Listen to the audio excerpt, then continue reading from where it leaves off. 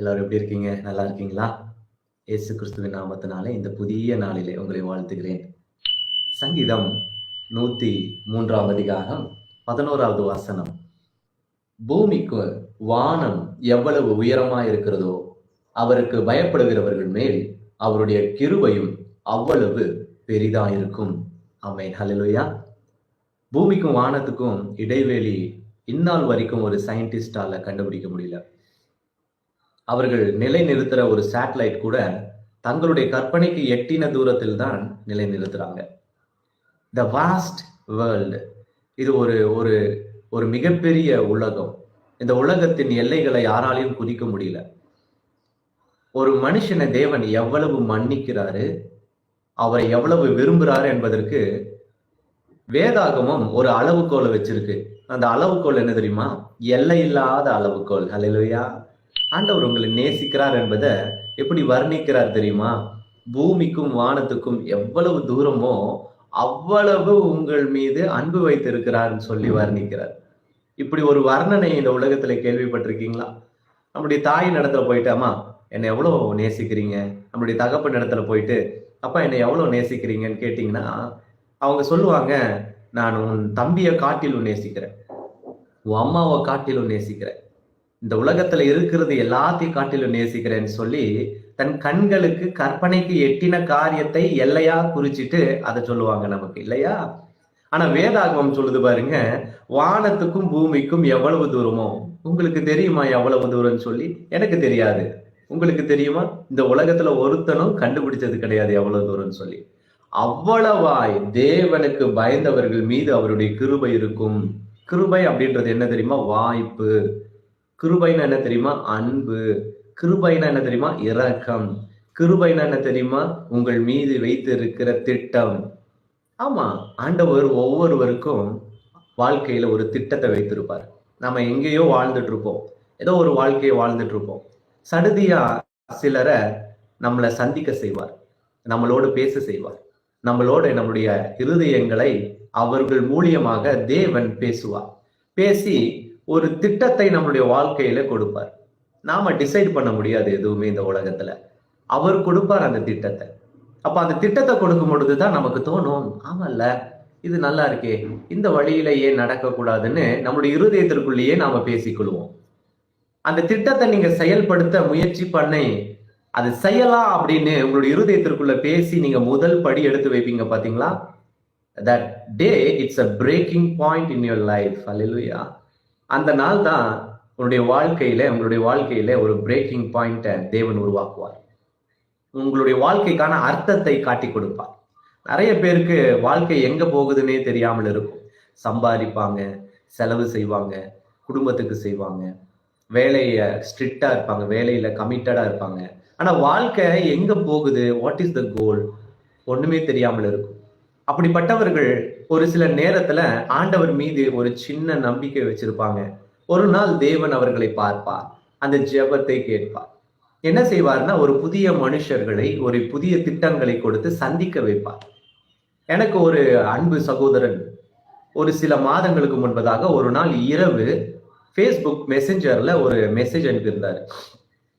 எதர்ச்சியா நான் அந்த மெசேஜை பார்க்கும் பொழுது அதுல போட்டிருந்தாரு, இன்னும் சில நிமிடங்களில் நான் சாகவிருக்கிறேன். I'm going to die in a few minutes before.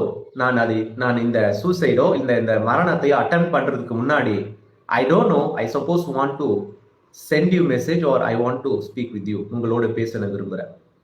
நான் praise the lord, I don't know, அது ரொம்ப பதட்டம் அடையாமல் I said praise the lord, how can I help you போட்டிருந்தேன்.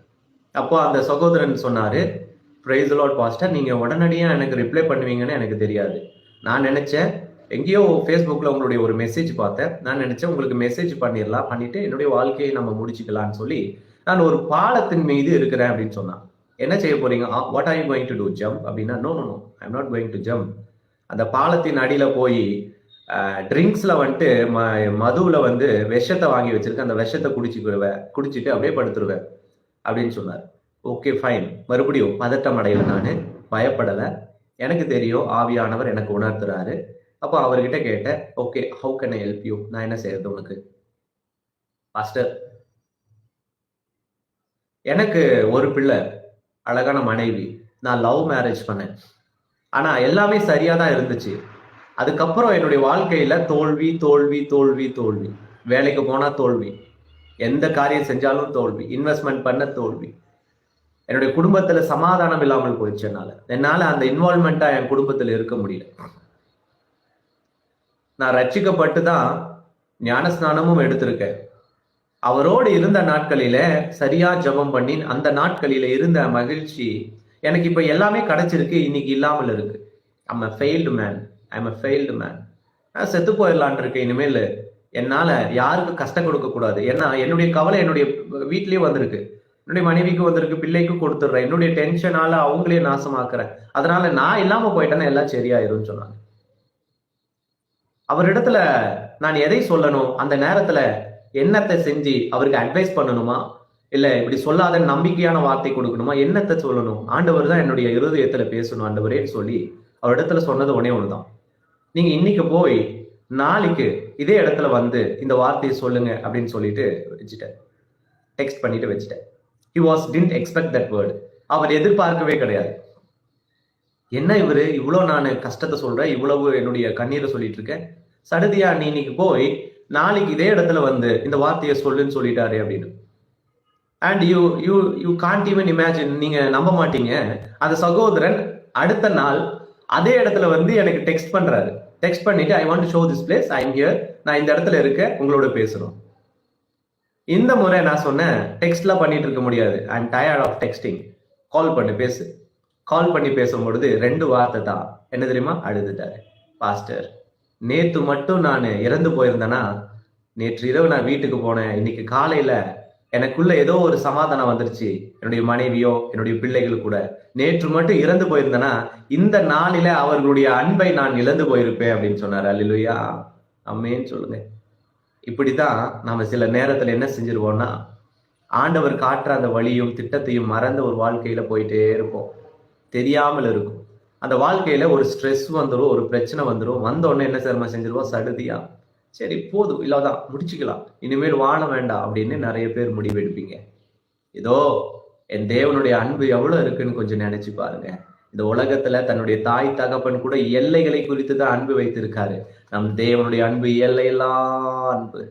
என் தேவனுடைய அன்பு எல்லையில்லா அன்பு. இந்த அன்புக்கு ஈடாகுமா? இந்த அன்புக்கு எது ஈடாகும்? அதுதான் நீங்க வார்த்தை சொல்லுது, வானத்துக்கும் பூமிக்கும் எவ்வளவு தூரமோ அவ்வளவாய் தனக்கு பயந்தவர்கள் மீது அவருடைய கிருபை இருக்கும் என்று சொல்லி, ஹல்லேலூயா.